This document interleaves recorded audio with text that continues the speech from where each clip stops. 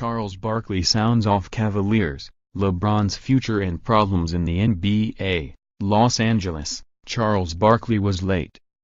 The TNT analyst was scheduled to sit down with a small group of writers inside the Nokia Theatre on Thursday afternoon, to chat about all things NBA for a bit here at All-Star Weekend before joining his Inside the NBA his pals on set like he does every week.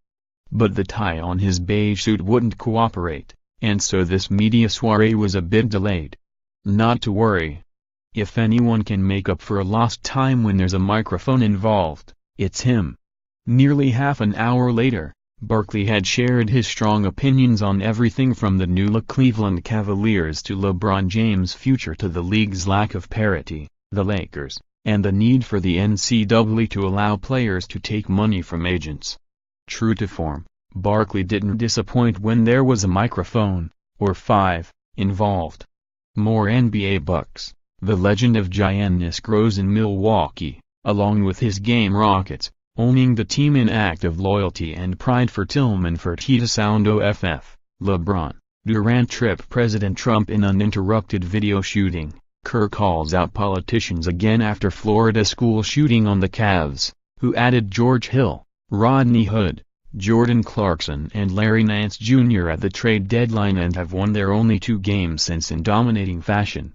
I haven't watched an NBA game in about 3 weeks, because I'm getting ready for March Madness, commentating duties, and I actually watched the Cavs the last 2 games and, man, that was like night and day, from just an energy standpoint. I mean when you watch these other teams play, there's guys actually moving and running and jumping. When you watched the Cavs play 2 months ago, they're just standing around.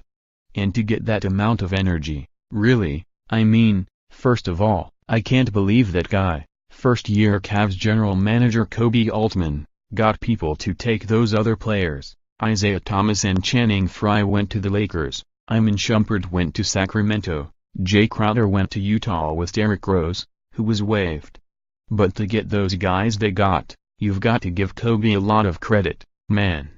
That was fantastic. On Isaiah Thomas' exit and why it happened. You could see this thing coming like this.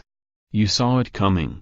I mean, you knew the Celtics weren't going to give him $200 million in free agency this summer, and you knew the Cavs weren't going to give him $200 million, so anybody who knows anything about basketball could see this thing was going to end badly. I mean, why do you think the Celtics traded him? They weren't going to give him $200 million.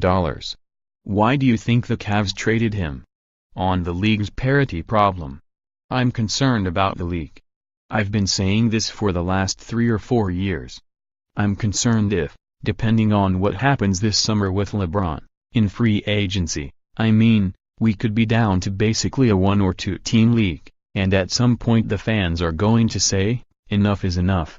Why am I watching, or buying tickets, if we've only got 3 or 4 good teams in the NBA? That concerns me. I want competitive balance. You know, even though guys back in my day, some guys we didn't win the championship, but our teams were competitive.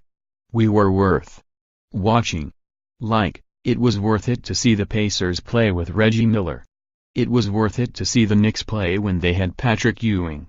I think we were pretty good in Philly and Phoenix when I played there. When Dirk Nowitzki was in Dallas, which, of course, he still is. Seattle had Gary Payton and those guys. Even the Warriors had Chris Mullin and Run TMC, with Mitch Richmond and Tim Hardaway. It was worth going to see my team play. If these stars keep aligning together, what's it worth to go to a game? On LeBron's future. Man, I've already said this a million times. I hope LeBron stays in Cleveland. I think it would be a great way to end his career. I don't have any idea how he thinks. He left there one time, in 2010, going to Miami. It shocked me, but like I say, he wrote that great letter to Sports Illustrated when he returned in the summer of 2014, talking about how much Ohio meant to him, and, I hope he finishes his career in Cleveland. On the Lakers, possibly a destination for LeBron. Well, That sounds great in theory, but they've got to get two players, two really good players. And good luck to them. I like Lakers front office executives, Magic Johnson, and Rob Pelinka, but this notion that people got to come to LA to be relevant, those days are over. You look at the best players in the world, you look at LeBron, you look at James Harden, you look at KD, Kevin Durant, you look at Steph Curry, guys like that, they never played for the Lakers, and they're more worldwide known than anybody else in our league. The times have changed. On the NBA's minimum age of 19 and why Barkley wishes players had to play 2 years of collegiate hoops.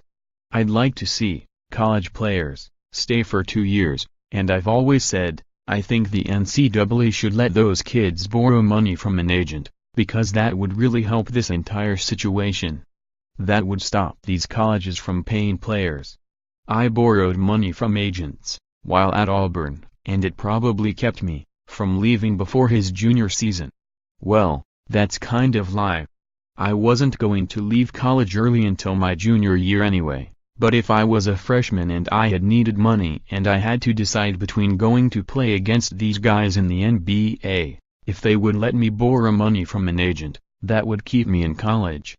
And I think the NCAA, they've got all these expletive rules biting off their nose in spite of their face, like they should let these kids borrow money from an agent. And I'm not talking about hundreds of thousands of dollars, but, hey man, borrow $25,000 from an agent. You pay him back, but the kid might want to stay in school. On the league's decision to extend the schedule this season to create more rest time for players. I wish players would say, I don't want to play back-to-back games, because I want to lengthen my career, because I want to make more money. Just tell the truth. Don't sit there saying, we're too stressed out.